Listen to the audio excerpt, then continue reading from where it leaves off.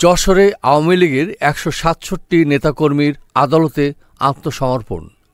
যশোরে নাশকতা ও বিস্ফোরক মামলায় আওয়ামী লীগের ১৬৭ নেতাকর্মী আদালতে আত্মসমর্পণ করেছেন।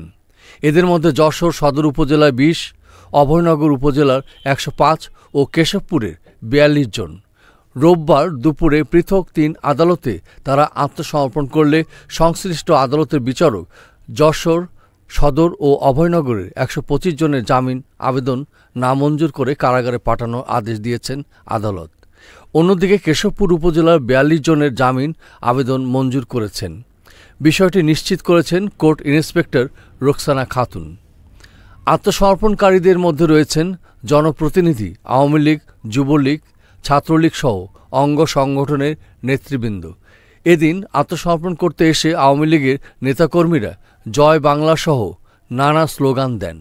যশোর সদর উপজেলা ও অভয়নগর উপজেলার আত্মসমর্পণকারী আসামি পক্ষের আইনজীবী সৈয়দ কবির হোসেন জনি বিষয়টি নিশ্চিত করে বলেন, আসামিদের পক্ষ থেকে যশোর জেলা ও দায়রা জজ আদালতে জামিনের আবেদন জানানো হবে।